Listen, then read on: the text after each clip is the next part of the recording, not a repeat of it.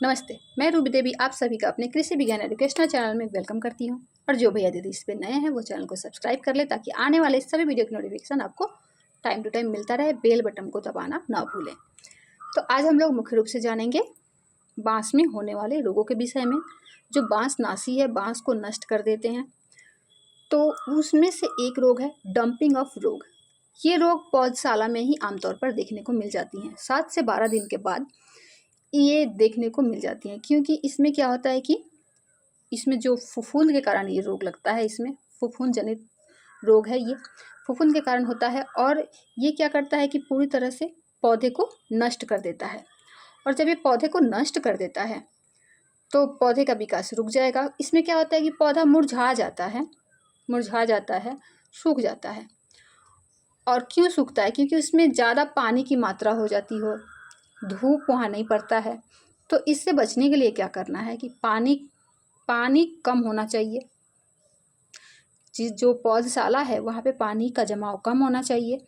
इसके साथ साथ ऐसी जगह का चुनाव करें जहाँ पे धूप हो। धूप की ज़रूरत होती है, बाँस को धूप की ज़रूरत होती है और कम पानी की ज़रूरत होती है। पानी की वजह से ये फफूंद होते हैं, ये फफूंदनाशी रोग होते हैं बाँस के पौधों में। तो और अगर फफूंदनाशी ये रोग हो गए हैं तो उनसे बचने के लिए क्या करना है कि बेबी स्टीन का छिड़काव करना है। बेबी स्टीन से उसका छिड़काव करना है। बीजों को उपचारित भी करना है। उपचारित करेंगे तो रोग होंगे ही नहीं। तो इस तरह से आप बीजों को उपचारित करके इस रोग से बच सकते हैं। और इसके अलावा ये संपूर्ण रोग, ये मुख्य रूप से बाँसों में देखा जाता है। ये जो संपूर्ण रोग है, ये इसमें 200 प्रकार के फफूंद जब एक जगह लगते हैं तब ये संपूर्ण रोग होता है।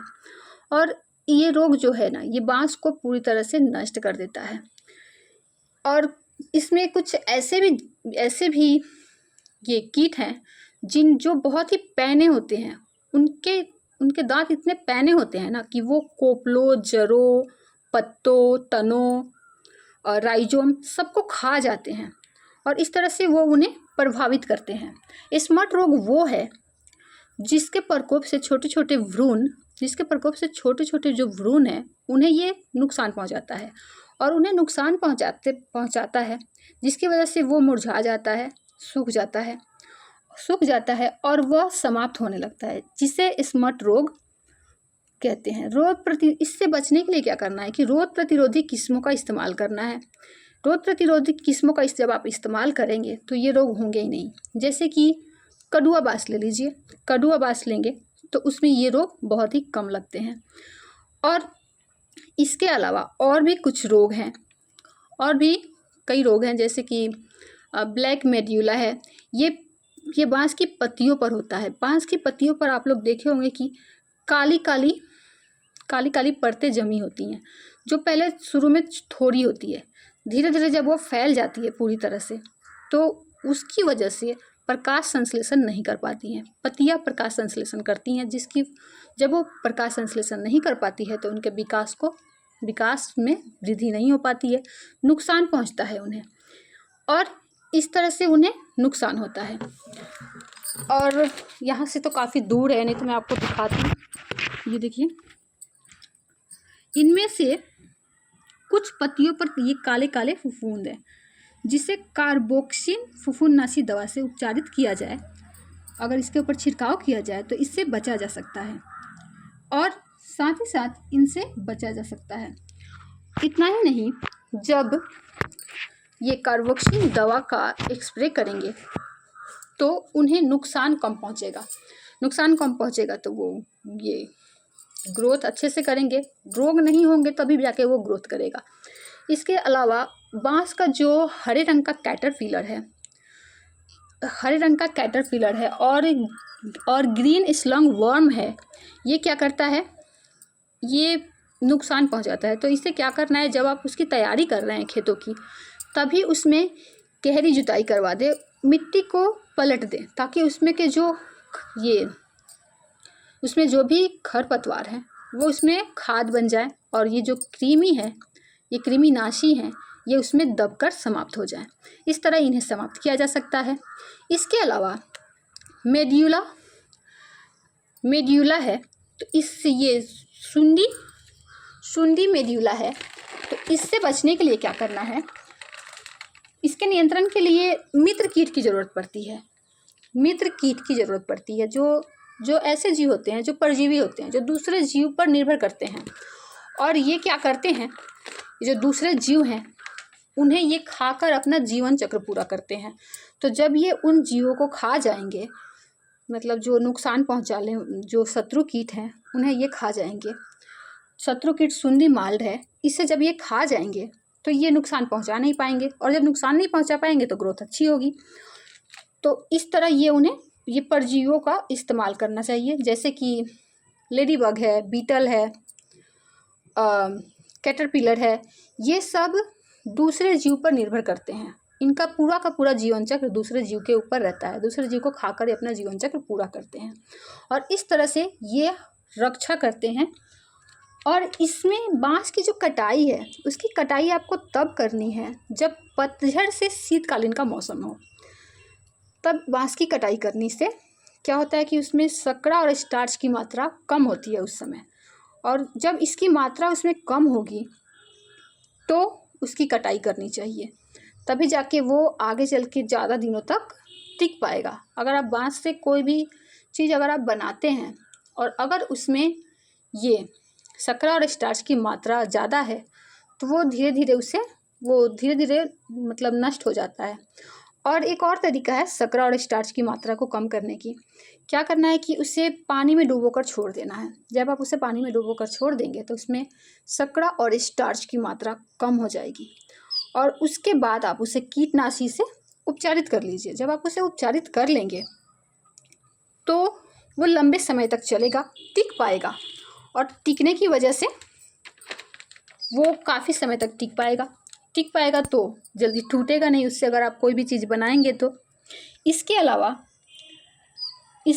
ये संभवतः कुछ ऐसे फफूंदनाशी दवाएं हैं, जैसे कार्बोक्सिन है, एट्राकॉल है, बेबिस्टीन है, फार्मलिन है, इन सब से उपचारित करके बीजों को लगाना चाहिए, क्योंकि इनमें बीजों में फफूंद होते हैं।